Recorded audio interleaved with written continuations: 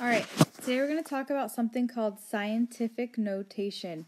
Make sure you're taking really good notes because I will not give you the homework unless you have good notes written on your paper. So our objective today is that I will be able to convert numbers from scientific notation to standard form. You should probably write that down. And from standard form to scientific notation. If at any point you need to pause the video while I am teaching it to write something down, please go ahead. Alright, so how wide is our universe? Our universe is 210 something miles wide. Okay, it's a huge numbers that I don't personally would like to write. I would not personally like to write it down multiple times. I don't think scientists probably want to write this down, that many zeros down every time that they're talking about their universe. So, in order to fix this, we do something called scientific notation. Alright, this number right now is written in standard form. When numbers get this large, it is way easier to write them in scientific notation. So here's what scientific notation is. Very important vocabulary. So a number is expressed in scientific notation when it is in this form. Maybe.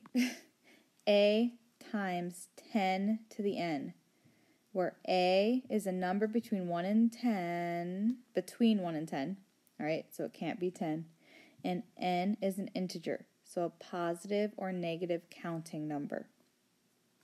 Alright, A has to be between 1 and 10, not 10, not including 10, and n has to be an integer. So if you look at these numbers, I want you to write down in your notebook which ones are in scientific notation. Pause it while you're doing so. Alright, so you should have picked the ones in scientific notation. This one, and this one. All the other ones do not work because 0.4 is not a number between 1 and 10.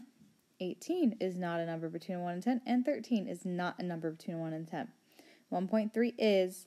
5.0 is, 7.45 is.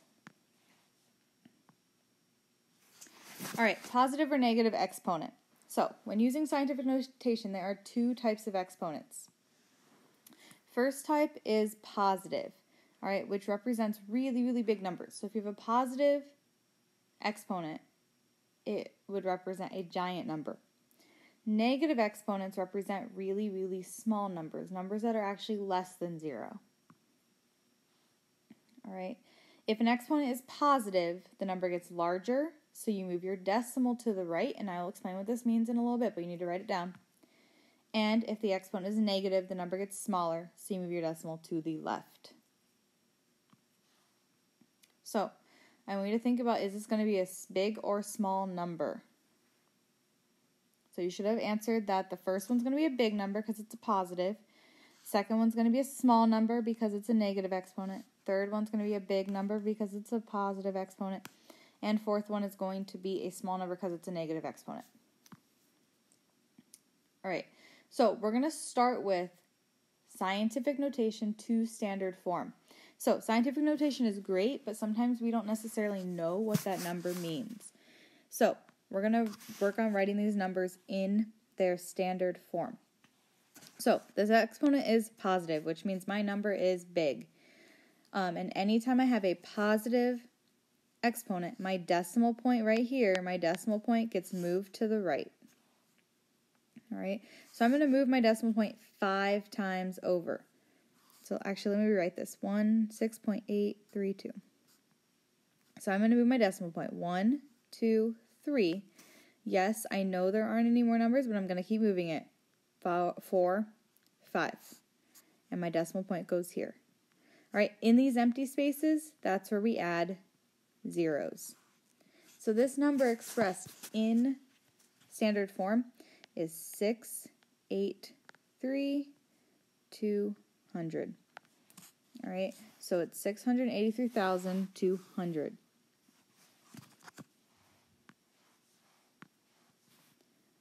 Okay, I want you to pause the video and try this one.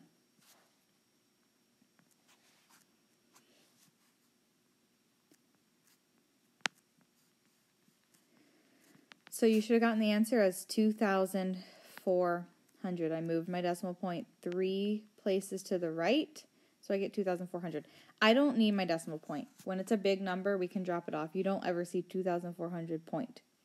You can put it because it's there, but you don't need it.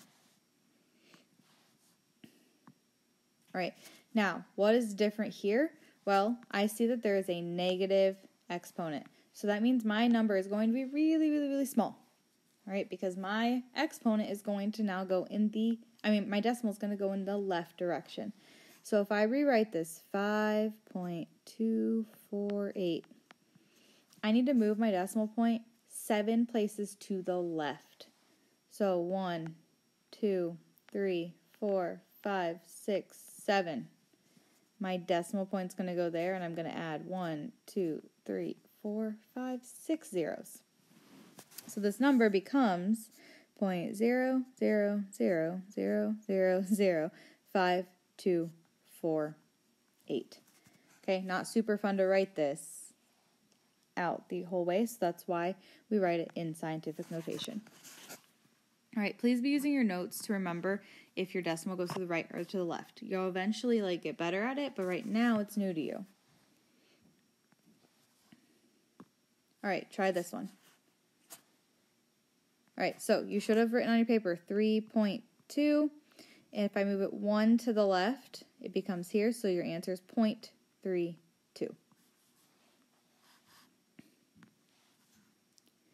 Okay, if at this point you are completely lost and completely confused, now would be a really, really good time to come talk to me and ask me for more help. All right, if you're feeling great, we're going to move on to writing from standard form to scientific notation. Again, keeping those notes right in front of you, using it every single time. All right, so we have scientific notation to standard form down. Now we're going to go the other way. So, writing numbers in scientific notation, positive or negative exponent. Well, if I look at this first one, it's a big number, so I probably will have a positive. The second one's small, so a negative. Third one, I'll have a negative exponent. Fourth one, I'll have a positive exponent. Anytime it's bigger than 1, it's going to be a positive exponent. Anytime it's smaller, like a decimal, it's going to be a negative exponent. So if you remember before, I said that everything has to be in the form of a times 10 to the n, where a is a number between 1 and 10. All right, so I have to move my decimal. So I'm going to start here. All right, this is a big number, so I know my decimal is going to be positive. My exponent is going to be positive. So I need to move it until it is between two numbers that make it between 1 and 10. So I'm going to move it 1, 2, 3, 4, 5, and stop. All right, so my number, if I write 5.48, 000, that is a number between 1 and 10. Remember, if you have zeros, you can drop them off because they don't need to necessarily be there. So 5.48 times 10, and then how many times did I move my decimal? 1, 2, 3, 4, 5. So 5.48 times 10 to the 5th power. All right, I want you to try this one. It's going to be a really big number. Pause the video.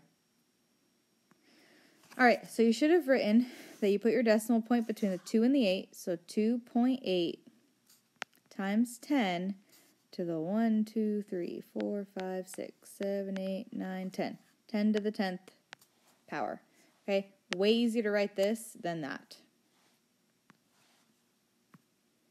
All right, so now we see that this is going to be a really, really, really small number, so my exponent is going to be a negative number. Same concept, though. I'm going to move my decimal between two numbers that make my number between 1 and 10. So my decimal is going to need to be moved here between the 1 and the 3. So I'm going to get 1.358 times 10 to the negative 1, 2, 3, 4.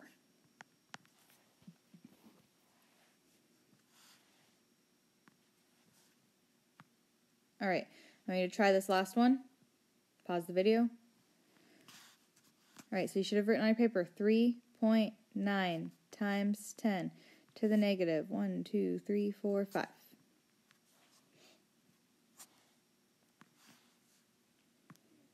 All right, come show me your notes in order to get your homework for today. That is going to be due Monday.